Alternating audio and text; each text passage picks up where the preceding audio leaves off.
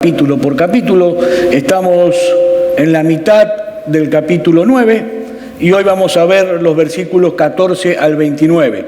Dice así la palabra de Dios, va a aparecer el texto en la pantalla. Cuando llegó a donde estaban los discípulos, vio una gran multitud alrededor de ellos y escribas que disputaban con ellos. Y enseguida toda la gente viéndole se asombró y corriendo a él le saludaron. Él les preguntó, ¿qué disputáis con ellos? Y respondiendo uno de la multitud dijo, Maestro, traje a ti mi hijo, que tiene un espíritu mudo, el cual donde quiera que le toma le sacude, y echa espumarajos y cruje los dientes y se va secando. Y dije a tus discípulos que lo echasen fuera y no pudieron. Y respondiendo él les dijo, oh generación incrédula, ¿hasta cuándo he de estar con vosotros? ¿Hasta cuándo os he de soportar? Traédmelo. Y se lo trajeron, y cuando el espíritu vio a Jesús, sacudió con violencia al muchacho, quien cayendo en tierra se revolcaba, echando espumarajos. Jesús preguntó al padre, ¿cuánto tiempo hace que le sucede esto? Y él le dijo, desde niño. Y muchas veces le echan el fuego y en el agua para matarle. Pero si puedes hacer algo, ten misericordia de nosotros y ayúdanos. Jesús le dijo, si puedes creer, al que cree, todo lo es posible. E inmediatamente el padre del muchacho clamó y dijo, creo, ayuda a mi incredulidad. Y cuando Jesús vio que la multitud se agolpaba, reprendió al espíritu inmundo diciéndole, espíritu mudo y sordo, yo te mando, sal de él y no entres más en él. Entonces el espíritu, clamando y sacudiendo con violencia, salió y él quedó como muerto, de modo que muchos decían, está muerto. Pero Jesús, tomándole de la mano, le enderezó y se levantó.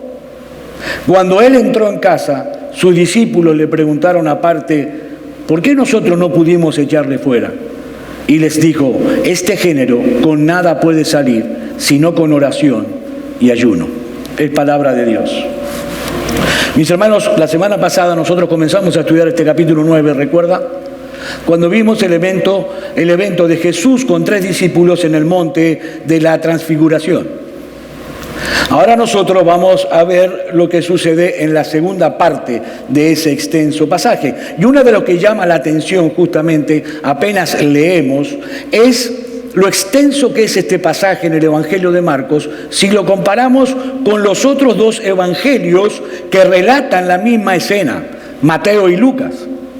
El Evangelio de Mateo tiene 28 capítulos, pero solo le dedica a este suceso de la sanación de este muchacho 6 versículos. Lucas tiene 24 capítulos, pero solo le dedica a este evento 6 versículos y medio. Pero Marcos, que solo tiene 16 capítulos, le dedica a este milagro de sanidad 16 versículos.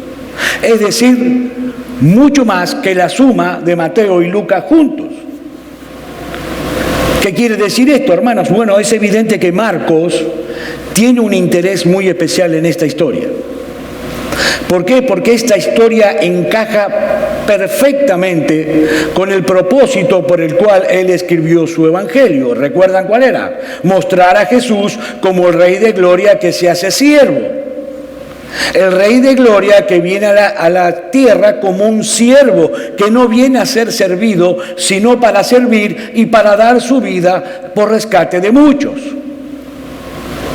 Entonces, luego del episodio de la transfiguración que nosotros vimos la semana pasada, Jesús y los 3 discípulos descienden del monte de la transfiguración y se encuentran con un cuadro bien patético a su llegada.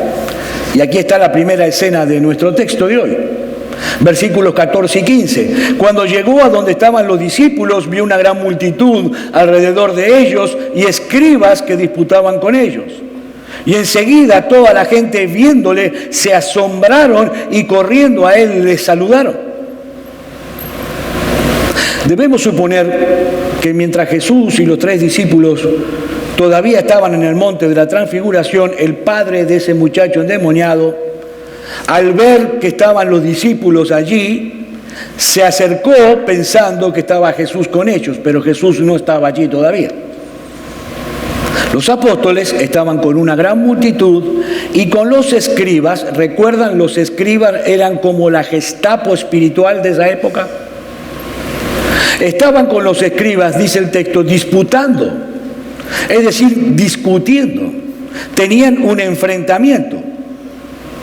Los escribas nunca perdían una oportunidad para confrontar a Jesús, lo seguían a donde iba. Y mucho más para ridiculizar a sus discípulos cuando veían que Jesús no estaba. Ellos estaban atacando a los discípulos, pero no se dieron cuenta que el Señor se acercaba a ellos directamente. Y Marcos nos dice que toda la multitud, recordemos que eran miles de personas, apenas lo vieron a Jesús, ¿qué hicieron? Dice el texto, se asombraron y corrieron hacia él a saludarlo. Y hermanos, esta frase, especialmente la palabra asombraron en el griego, es una palabra muy fuerte. No es que simplemente dijeron, uy, está Jesús. No, es similar cuando la multitud ve a un artista famoso.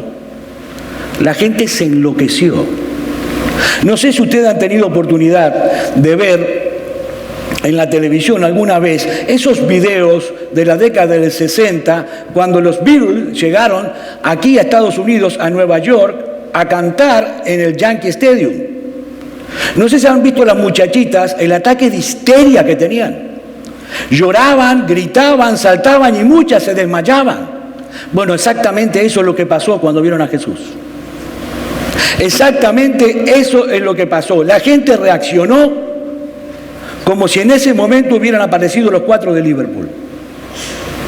Se enloquecieron. Y esto ya nos deja una enseñanza de entrada, hermano, nuestra primera enseñanza. ¿Cuál es esa enseñanza? La popularidad no es una señal inequívoca de éxito ministerial.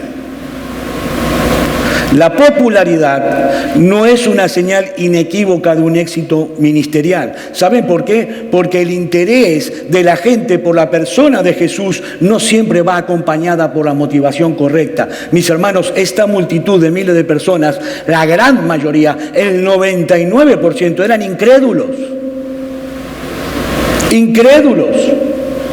Es decir, ellos estaban fascinados con Jesús, pero fascinados con el Jesús que hace milagros. Fascinados con el Jesús que sanaba enfermos. Fascinados con el Jesús que multiplicaba los panes y los peces, pero no estaban fascinados con el Jesús que vino al mundo a morir en una cruz para salvar a pecadores que merecen el infierno.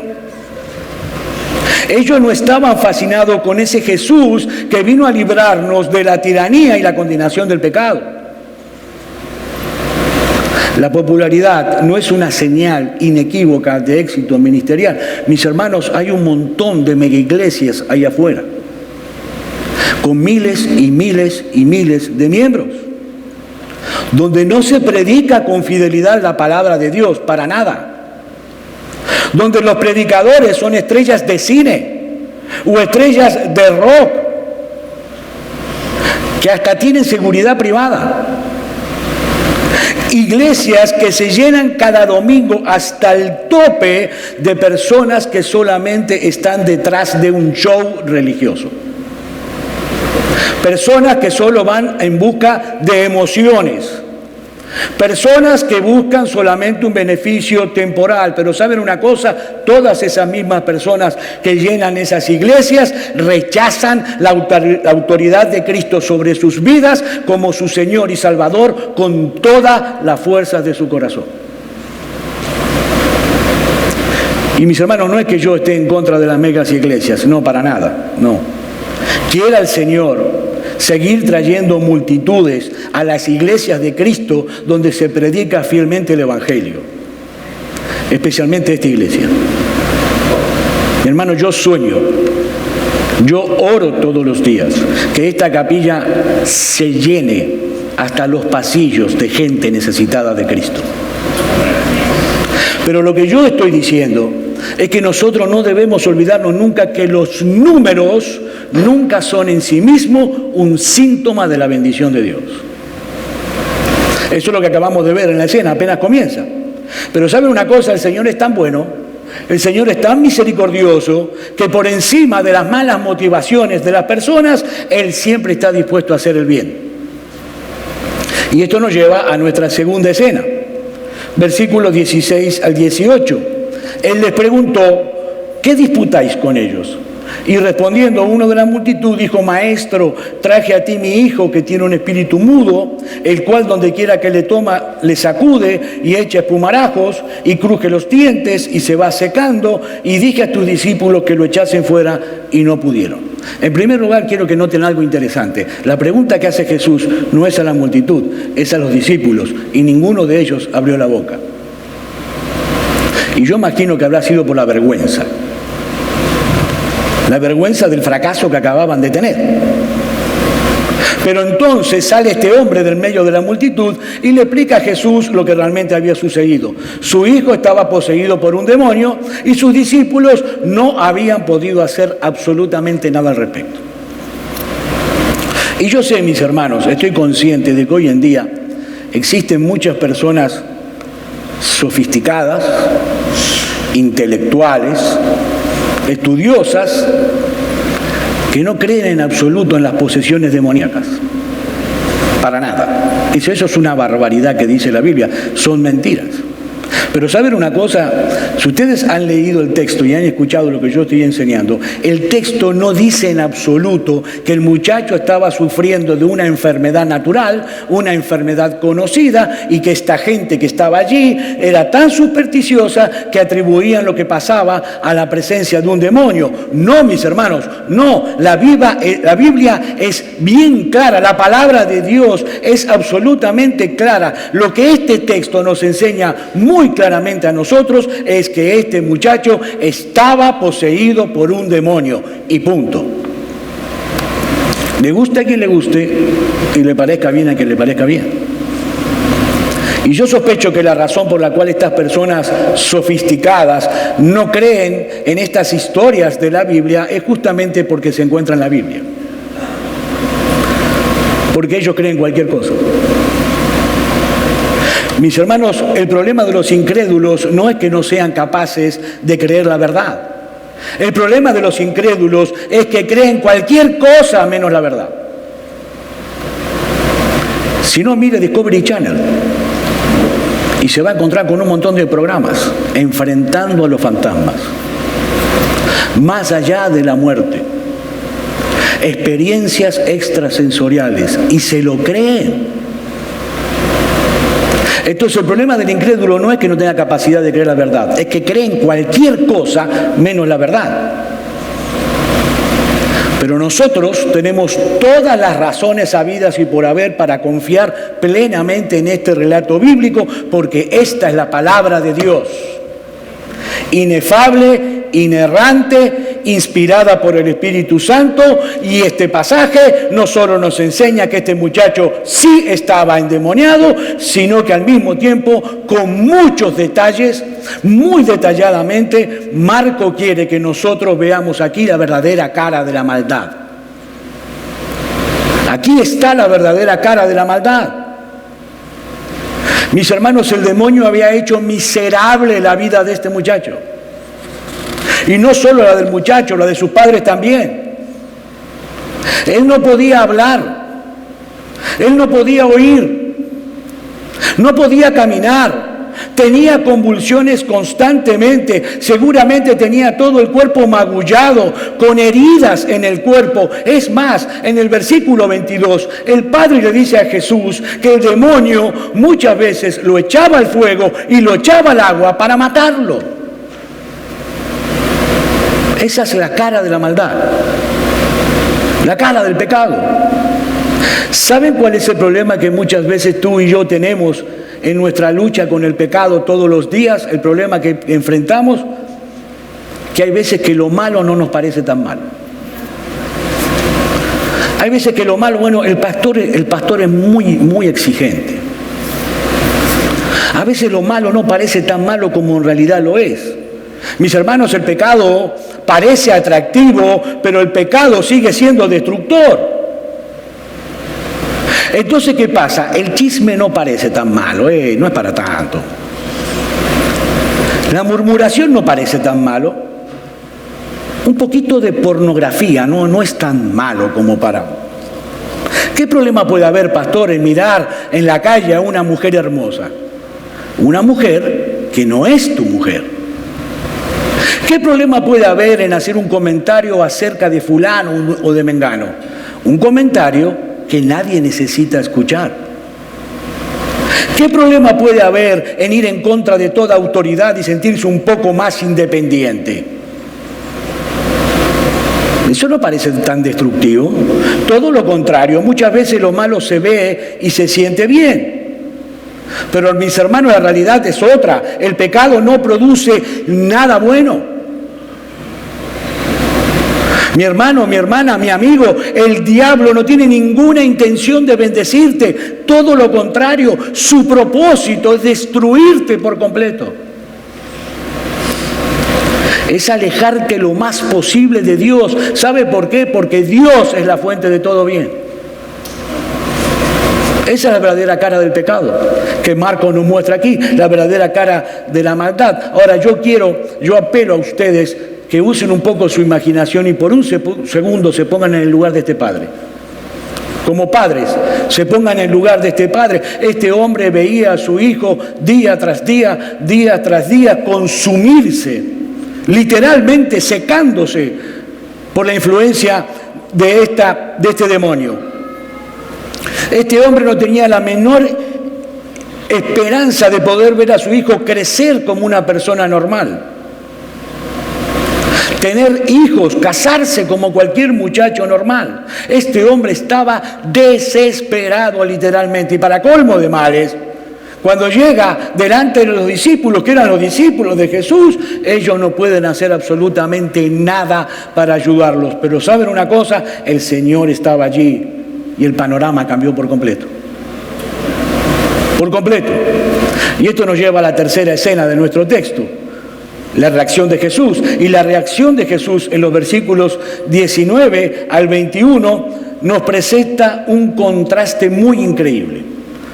Por un lado, primero, el Señor se molesta profundamente por la incredulidad de sus discípulos. Dice el versículo 19, y respondiendo, Él les dijo: oh generación incrédula, ¿hasta cuándo he de estar con vosotros? ¿Hasta cuándo os he de soportar? Y ese es el Jesús que nadie quiere oír, ¿no?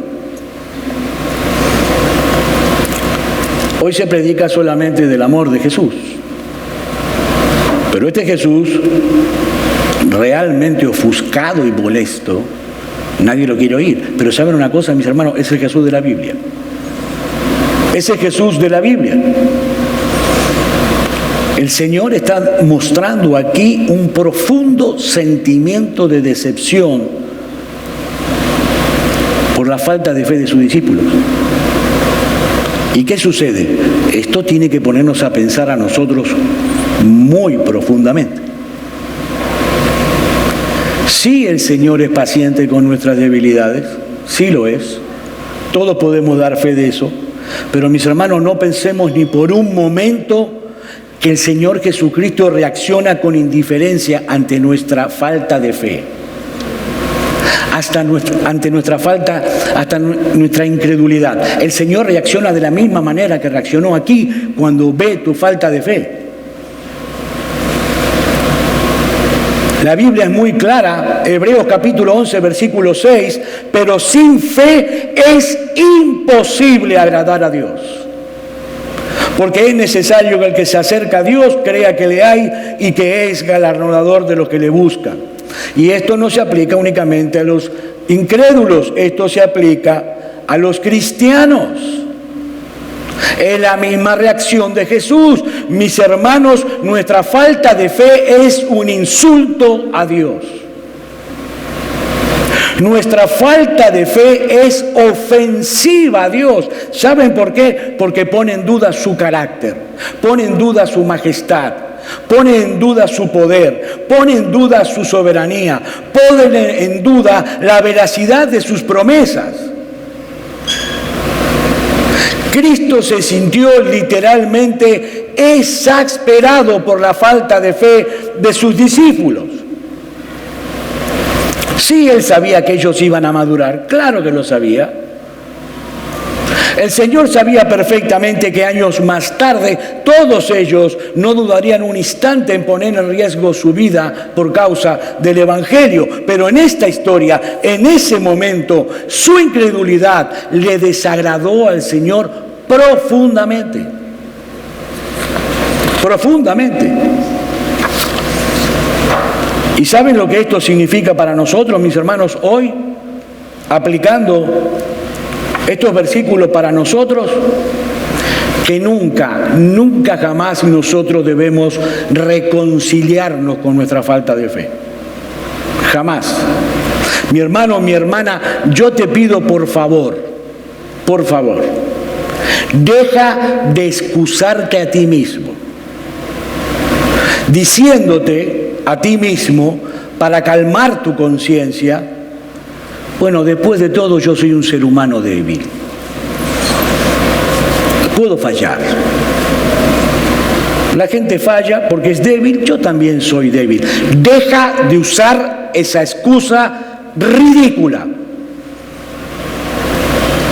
Porque aunque es verdad que nosotros somos seres humanos y es verdad que somos absolutamente débiles, si tú eres cristiano, mi hermano, Dios te ha dado en su palabra los recursos que tú necesitas para pelear eficazmente contra las dudas que aparecen en nuestro corazón. Esa excusa para los cristianos no va. Soy débil, pastor, tiene que entenderme, soy un ser humano. No. Eres un hijo de Dios, discípulo de Jesucristo, y en esta palabra tú tienes todo lo que necesitas para crecer en fe. Todo. Ahora, tampoco quiero llenarte de un sentimiento de culpa. Quiero decirte algo. El problema no es que tú tengas dudas. Las dudas son lícitas, son lógicas. Es más, cuando entramos en un periodo de prueba, lo primero que se va a disparar no es la fe, son las dudas. Entonces eso es lógico. Nunca podemos librarnos totalmente de las dudas de este lado del cielo. Eso es imposible, pero ¿sabes dónde está el punto, mi hermano, mi hermana? Que nosotros tenemos que mantenernos en pie de guerra todos los días luchando contra las dudas. Nosotros tenemos que llevar de vuelta a nuestras almas a confiar plenamente en las promesas de Dios. Esa es la esencia de la fe. ¿Cuál es la esencia de la fe? Es confiar en todo lo que Dios nos ha prometido en Cristo Jesús. Mis hermanos, nosotros debemos orar al Señor constantemente que fortalezca de tal manera nuestra fe que nos libre de ofenderlo cuando dudamos de Él.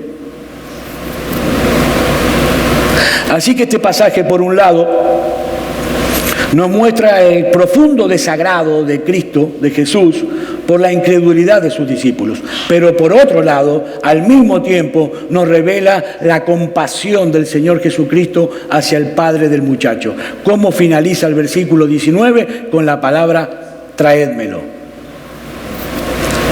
Jesús le pide que le traigan al muchacho y dice el versículo 20, y se lo trajeron, y cuando el espíritu vio a Jesús, sacudió con violencia al muchacho, quien cayendo en tierra se revolcaba echando espumarajos. Aparentemente era el último intento del diablo para llegar a destruirlo, porque sabía que había perdido, porque Jesús estaba allí.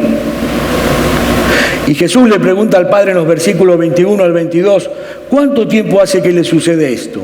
Y él le dijo, desde niño. Y muchas veces le echan el fuego y en el agua para matarle. Pero si puedes hacer algo, ten misericordia de nosotros y ayúdame. Esta es la primera vez que el Padre puede ver una luz al final del túnel porque Jesús está allí. Pero ¿saben qué? Él comete un error gravísimo. Porque él tiene una lucha a muerte en su corazón. Él comete el error de decirle al Rey de Reyes y Señor de Señores, si puedes hacer algo, ten misericordia de nosotros y ayúdame. Y la respuesta de Jesús significa: ¿cómo si yo puedo? ¿Tú estás bromeando?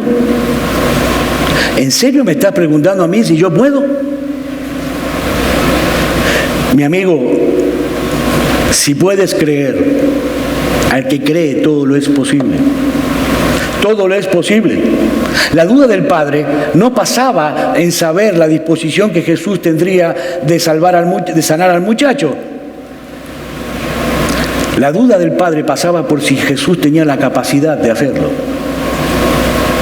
Y Jesús le dice que si tengo la capacidad de sanar a tu hijo. No, mi amigo, el problema no pasa por mi capacidad. El problema pasa en tu capacidad de creerlo. De creer. Todas las cosas son posibles al que cree. Y demás está decir, mi hermano, no te aferres con todas tus uñas a esa frase, al que cree todo es posible, porque esto no es un cheque en blanco, ¿eh?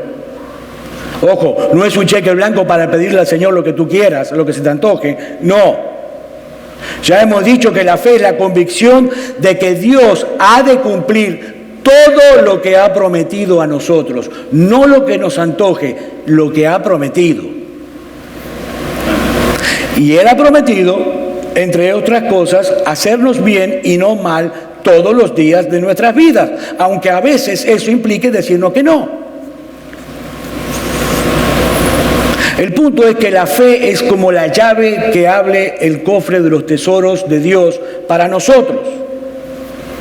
Somos nosotros los que le ponemos límites a lo que Dios puede hacer en nosotros y con nosotros. Somos nosotros. Este hombre entiende al instante la palabra de Jesús y en el versículo 24 nos dice: e inmediatamente el padre del muchacho clamó y dijo: creo, ayuda a mi incredulidad. Y mis hermanos, qué honestidad la de este hombre. Qué honestidad. Este hombre realmente creía en Jesús, pero con una fe muy débil. Una fe muy pequeña. Este hombre necesitaba urgentemente crecer en su fe. Y para poder hacer eso, él hizo exactamente lo que debía hacer. Lo mismo que debemos hacer tú y yo, pedírselo a Jesús. Pedírselo a Jesús. Dice Hebreos capítulo 2, versículo 12, que Jesús es el autor y el consumador de la fe. Mis hermanos, este padre hizo exactamente lo que él debía hacer.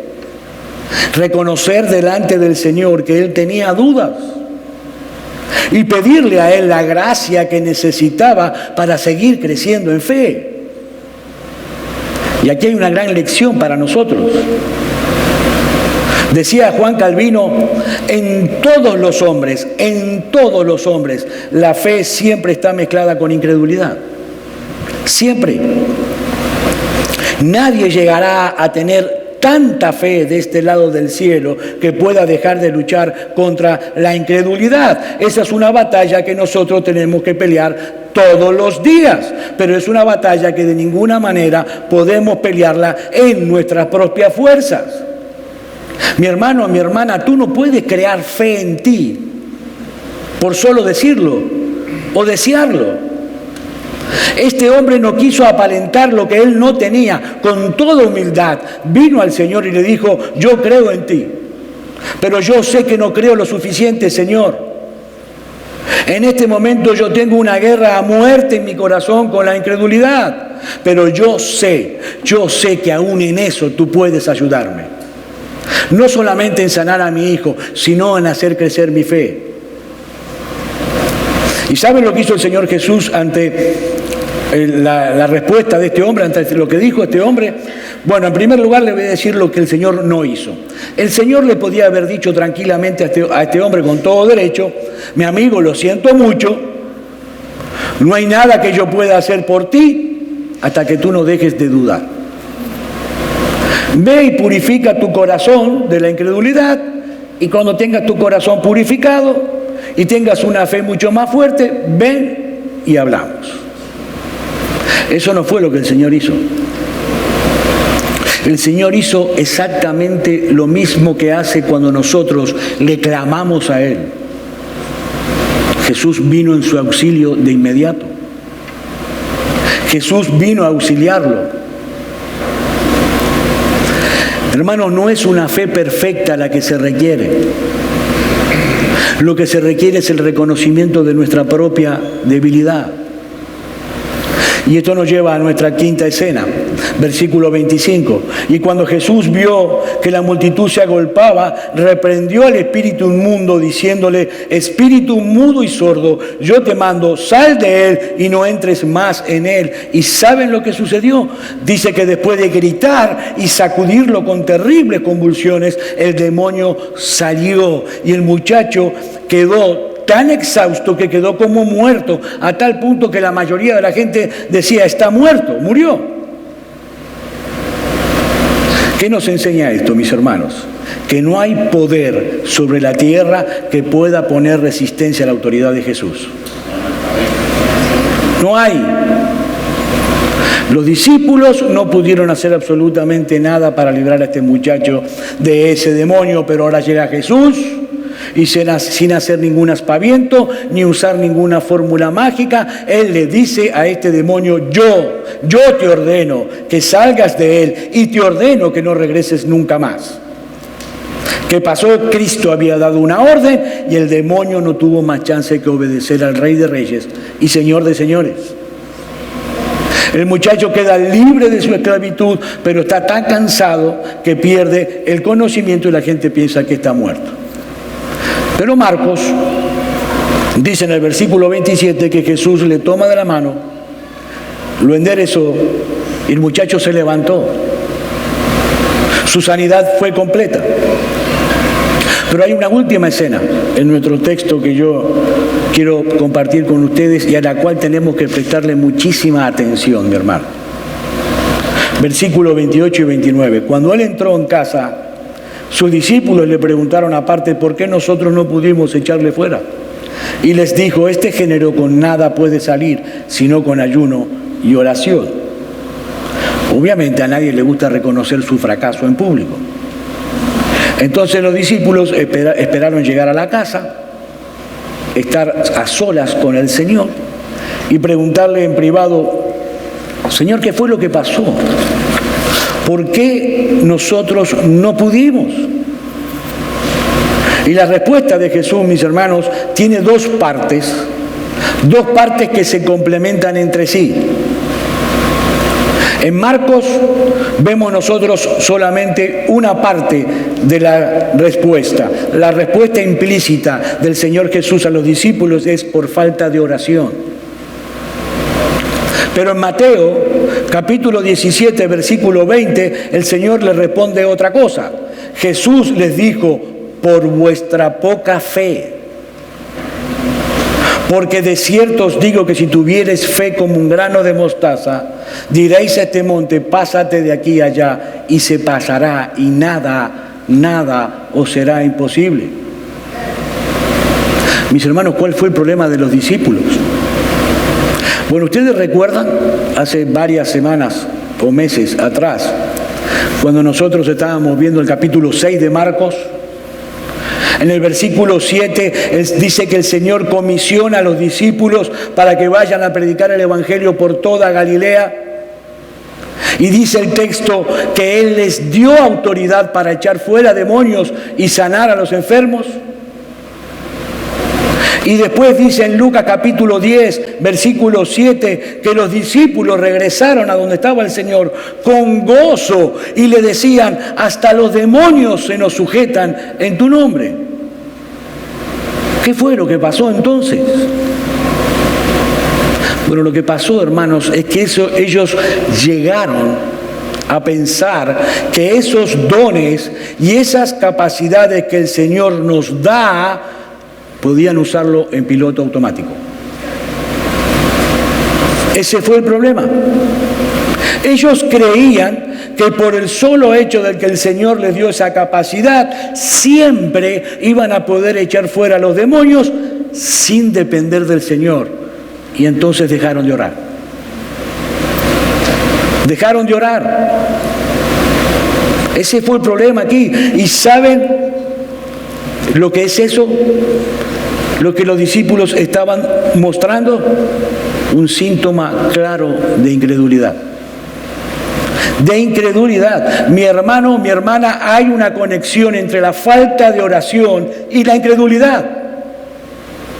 Así como hay una conexión entre creer las promesas de Dios y clamar a Dios en oración para que Él cumpla esas promesas. ¿Por qué no pudimos echar nosotros fuera al demonio? Por vuestra falta de fe y vuestra falta de oración.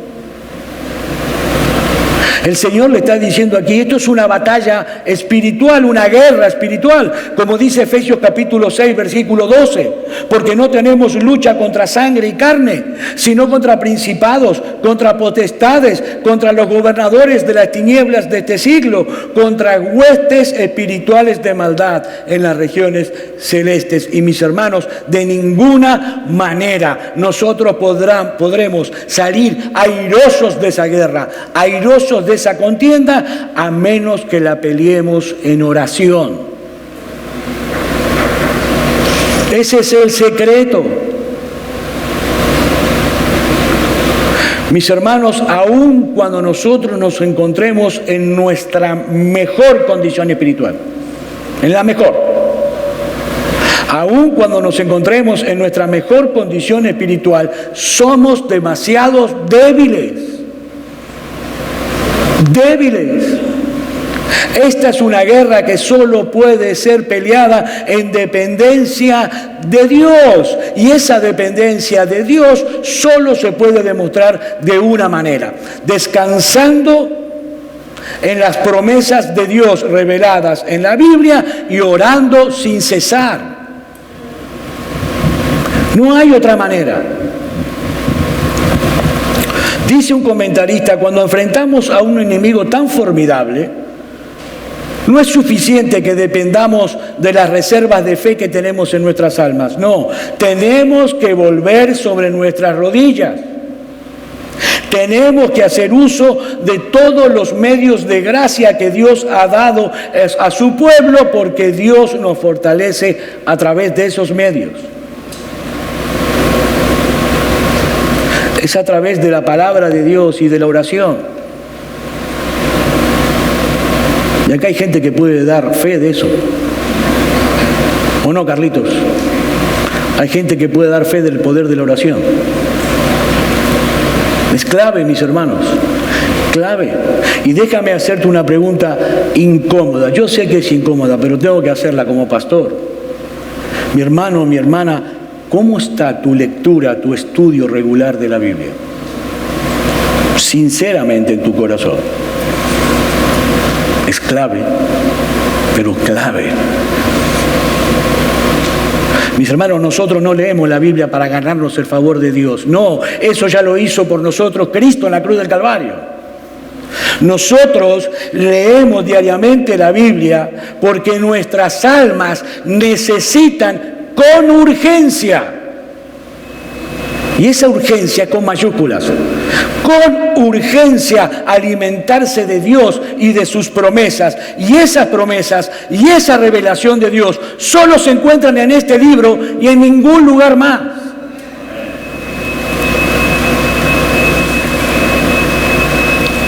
Si yo te preguntara, hermano, ¿por qué tú comes? Bueno, pastor, porque lo necesito para vivir. ¿Y por qué tú duermes? Bueno, porque lo necesito para vivir. Bueno, tu alma necesita de esto para vivir. Si no, se muere. Y esta es una gran carga que yo llevo en mis hombros como pastor. Mis hermanos, no puede ser que los viernes a la noche vengan 8 personas y 10 personas a la escuela dominical. No puede ser. La apatía acerca de la Biblia de esta congregación me preocupa sobremanera. Y hoy les estoy llamando la atención. Hace 2 o 3 semanas atrás yo dije que mi anhelo máximo es que familias me hablaran conmigo para abrir sus casas para estudiar la Biblia. ¿Sabe cuántas familias vinieron a hablar conmigo? Ninguna. Quiere decir que todos ustedes son teólogos, por lo menos, a la altura de Calvino. Calvino ya no necesitaba más de la Biblia. Deben ser teólogos. Y por favor, no pongas la ridícula excusa de que no tienes tiempo, porque eso es ofender mi inteligencia. No, mi hermano, no es por falta de tiempo que tú no lees la Biblia, es por incredulidad. Por incredulidad, ¿sabe por qué? Porque tú haces tiempo para muchas otras cosas. Tiempo para ir a pasear, tiempo para ir a comer, tiempo para irte de vacaciones, tiempo para esto, tiempo para el otro, y la Biblia queda para después. Es incredulidad. La persona que lo lee la Biblia es porque no le cree a Dios. No cree la grande necesidad que tiene de Dios y de sus palabras. No se da cuenta de la urgencia que tiene de las promesas de Dios. No, mi hermano, no, tu problema no es falta de tiempo, créeme, tu problema es incredulidad. Y esto es muy serio. Muy, pero muy serio. Le repito, yo tengo una carga en mis hombros como pastor. Ya no sé más qué hacer. Pero voy a seguir insistiendo. Ahora, el próximo mes de agosto, a sugerencia de algunos hermanos, un sábado al mes, no todos los sábados, un sábado al mes a las 9 de la mañana, aquí en la iglesia, los hombres nos vamos a reunir para tener discipulado de hombres. Vamos a ver cuántos vienen.